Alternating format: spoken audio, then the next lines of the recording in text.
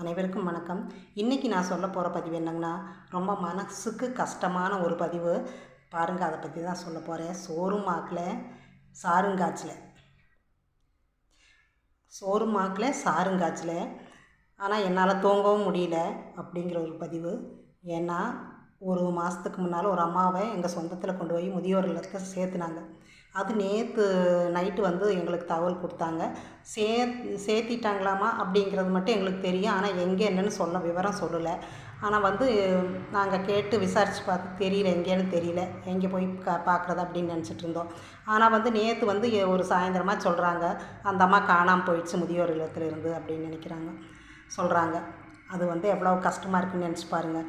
அந்த பதிவு வந்து அந்த சொல்கிறது வந்து எனக்கு ரொம்ப அது கேட்டதுலேருந்தே மனசு சங்கடமாக இருக்குது. ஏன்னா அந்த அம்மா அவ்வளோ 80 வயசுக்கு பக்கம் இருக்குது.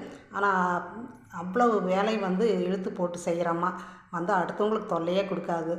யார் வீட்லேயும் பிரியமாக வச்சுக்குவாங்க. அந்த மாதிரி ஒரு அம்மா வந்து 2 பசங்க 2 பொண்ணு அந்த அம்மாவுக்கு. அவங்க வந்து வீட்டு வேலைகளை நல்லா செஞ்சிட்ருப்பாங்க. இந்த வீடு மாதிரி அந்த வீடு மாதிரி பேர குழந்தைகளை பார்க்குறது இதையே பார்த்துட்டு இருந்தாங்க. இப்படியே பார்த்து காலத்தையும் கழிச்சிட்டாங்க. கடைசி காலம் சந்தோஷமாக இருக்கான்னு இருக்கவே முடியல. ஏன்னா ஒரு நாய்க்குட்டிக்கும் கூட இடம் இருக்குது நம்ம வீட்டில். ஒரு பாத்ரூம் ஒரு ஓரத்தில் அந்த அம்மா இருக்க வச்சு ஒரு சாப்பாடு கொடுத்துருந்தாலும் கூட சந்தோஷமாக இருந்திருப்பாங்க. ஆனால் அந்த அம்மாவுக்கு கடைசி காலத்தில் இப்படி ஒரு நிலம் வரும்னு நினைக்கவே இல்லை. அந்த அம்மா அவ்வளோ, ஏன்னா அந்த காலத்து மாதிரி வளவளன்னு பேசவும் மாட்டாங்க.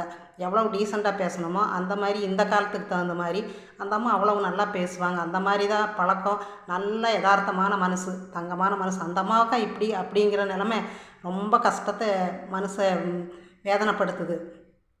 ஏன்னா முதியோர்கள் அந்தளவு பண்ணிடுறாங்க. பசங்க 4 பேர் இருந்து பார்க்கலைன்னா எப்படிங்க இருக்குது? ஒருத்தராவது பார்க்கணும். ஒரு ஓரத்தில், ஒரு சின்ன ஓரத்தில் ஒரு நாய்க்குட்டி கட்டுற மாதிரி ஒரு இடம் இருந்ததுனாலும் கூட அந்த அம்மா ஒரு இடத்துல பேசாமல் இருக்கிற ஆள். எது தொல்லையும் கொடுக்க மாட்டாங்க. பேச்சும் அதிகமாக ஆறுகட்டமும் தேவையில்லாமல் யாரையும் பேச மாட்டாங்க. அந்த மாதிரி ஆளுக்கு இந்த மாதிரி ஒரு நிலைமையாங்கும்போது கேள்விப்பட்டது ரொம்ப ரொம்ப கஷ்டமாக இருக்குது. அதனால் தூக்கம் வர்றதை பார்த்து நான் நினச்சிட்டே இருக்க வேண்டியது, அந்த அம்மாவை நினைக்க வேண்டியது.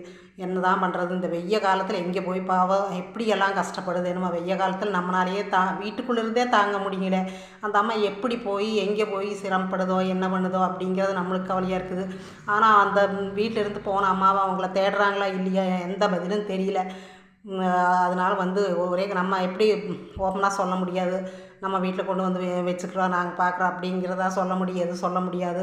அந்த மாதிரி இருக்கும்போது எல்லா முதியோர்களுக்கும் இதே சூழ்நிலை தான். ஏன்னா யார் பசங்க பார்க்கலன்னு யாரையுமே இந்த காலத்தில் நம்பவே முடியாது.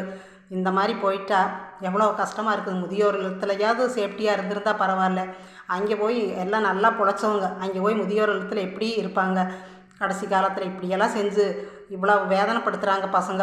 கேட்குறக்கு அவ்வளோ கஷ்டமாக இருக்குது. என்னோடய மனசில் அவ்வளோ கஷ்டம் இருக்குங்க.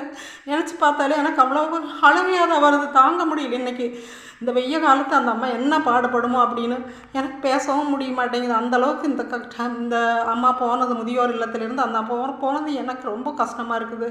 ஏன்னா நான் கடவுளை பிரார்த்தனை செய்கிறேன். இன்னையிலேருந்தே வந்து அந்த அம்மாவுக்காக எனக்கு 1 மணி நேரம் வந்து நைட் தூங்கும்போது அந்த அம்மாவுக்காக வந்து எல்லாத்துக்கிட்ட சொல்லிகிட்ருக்கிறேன். இந்த மாதிரி அந்த அம்மா வந்து கிடச்சிரு அப்படிங்கிறது வந்து தகவல் கொடுங்க அப்படின்னு சொல்லிகிட்டே இருக்கிறேன். என்னால் முடியல. வணக்கங்க.